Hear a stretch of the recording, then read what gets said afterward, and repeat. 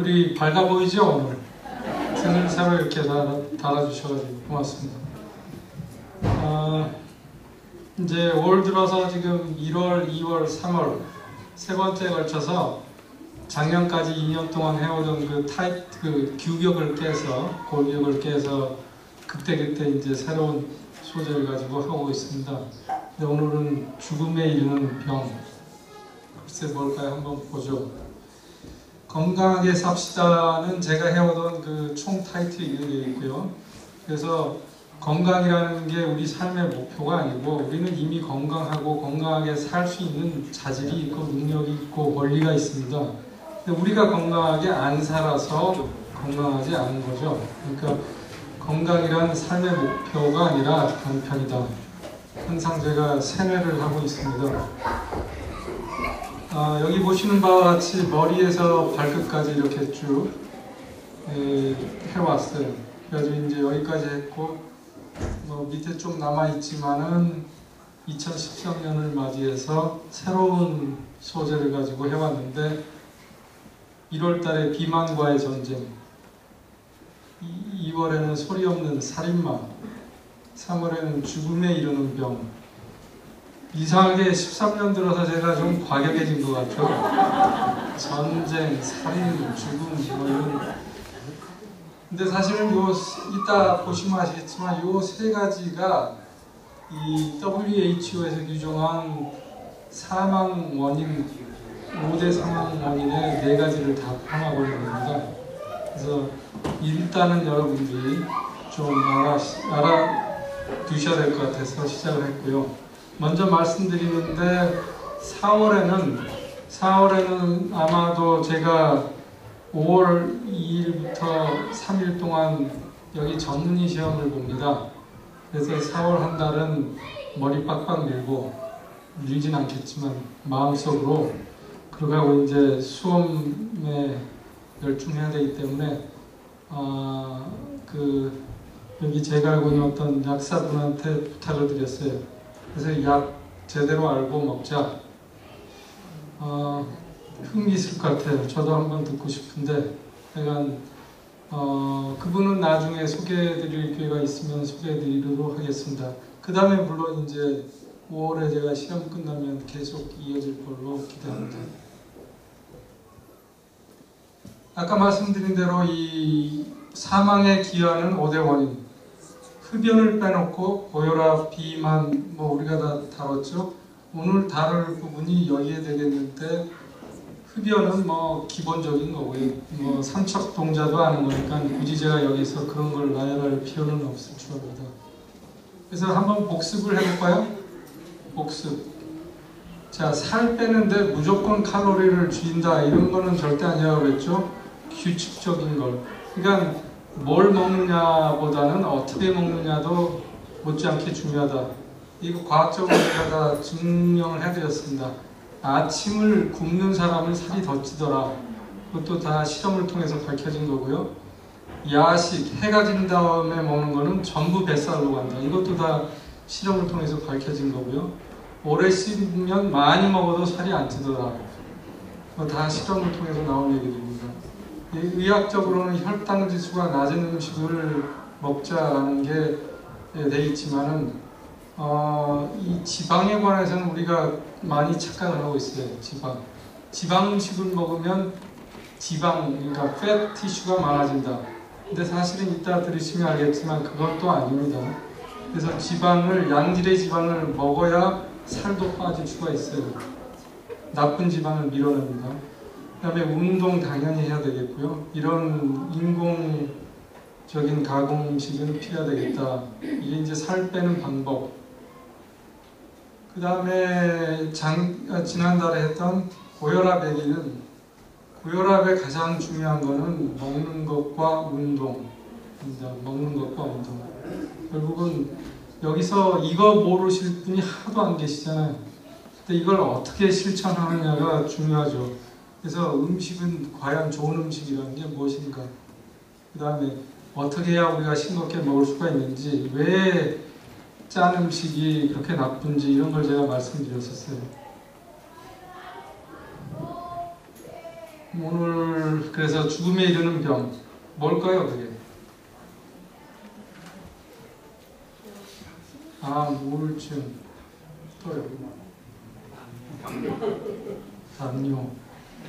자, 멍한 거죠. 사실은 오늘 제 강의는 굉장히 떨립니다, 제가. 왜냐하면 굉장히 어려운 강의입니다. 이거는 여러분들이 마음을 비우고 들으셔야 돼요. 오늘은 철학 공부를 좀 합니다, 그래서.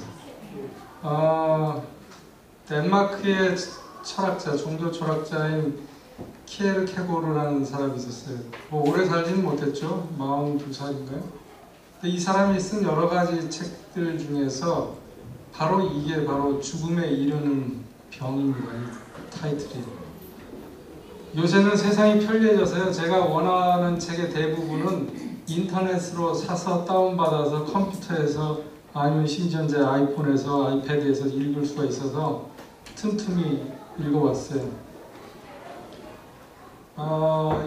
이 사람은 근본적으로 그 당시에 교회, 덴마크 유럽에 있는 교회들이 가지고 있는 권력주의, 그 다음에 금전주의, 뭐 이런 이제 성도들 많이 모인 교회일수록 권력을 부리고 말이죠. 하는 거에 대해서 굉장히 반역을 했던 사람입니다. 자기가 그런 맥락에서 과연 이 죽음에 이르는 병이라는 게 뭔가, 이 책의 타이틀이 어디서 왔냐면 성경에서 이제 나사로라는 이제 사람이 있는데, 이 성경에 보면은 이런 말이 나와요. 누가 이제 예수님한테 가서 당신 친구 나사로가 지금 죽게 됐어.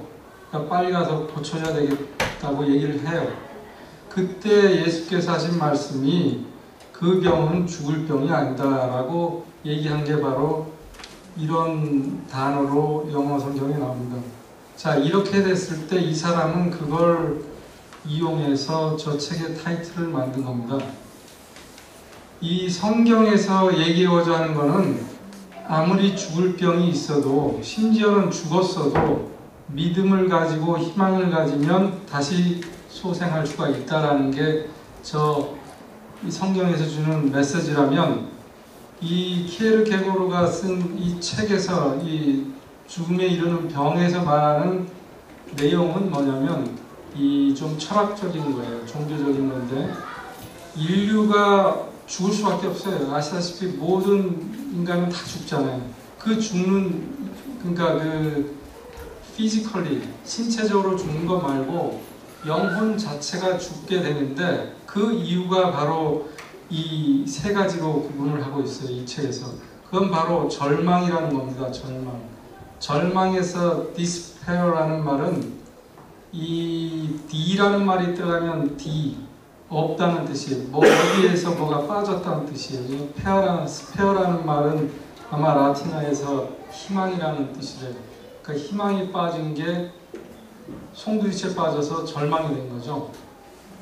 그래서 여기서 말하는 죽음에 이르는 병이 과연 뭔가, 책을 읽어보니까 이렇게 세 가지로 요약할 수가 있습니다. 그러니까 이 절망에 있는데도 자기가 절망 속에 살고 있다는 걸 모르는 거. 그러니까 소위 말해서 망각하고 무의식하고 있는 거.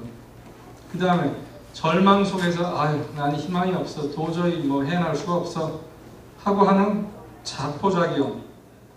그 다음에 절망 속에서도 나는 잘났다라고 생각하는 자만형.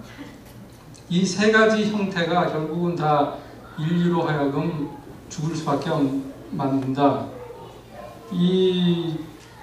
그래서 이 저자가 이제 결론은 왜 절망을 가지고 있냐 하면은 이 신과 인류의 관계를 차단했기 때문에 그렇다는 거예요. 그러니까 이 원래 어쩔 수 없이 관계가 있었던 걸 자기 스스로 끊고 절망 속에서 살기 때문에 결국은 죽음에 이를 수밖에 없다라는 게 이 책에서 주는 교훈입니다. 그렇다면 제가 왜 이 책을 보고 지금 건강 강의를 하려고 하게 됐을까요? 지금 오늘 말씀드릴 그 암인지 당뇨인지 우울증인지는 모르지만 그 병이 바로 이런 이 백그라운드에 의해서 오는 것을 알 수가 있어요. 그래서 한번 보시죠.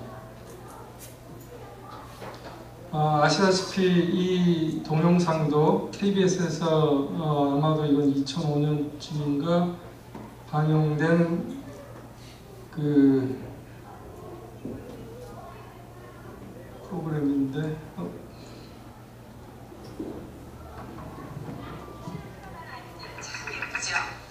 그런데 올해 태어나는 아기들 3명 중에 1명이 당뇨병 환자가 된다고 합니다. 세계 당뇨병 협회에서 내놓은 예측입니다. 물론 지금 당장은 아니고 20년 뒤에 아기들이 성인이 됐을 때의 얘기입니다. 그렇다고는 해도 이렇게 순진하고 예쁜 아기들이 당뇨 환자가 된다는 건 상상만 해도 우울한 일이죠. 아닌 게 아니라 지금 우리 주변을 둘러봐도 당뇨병에 걸린 사람들이 많습니다. 현재 우리나라 인구 10명 중 1명이 당뇨병 환자입니다. 더군다나 60대 노인들은 4명 중 1명이 당뇨 환자라는 놀라운 연구 결과도 있습니다.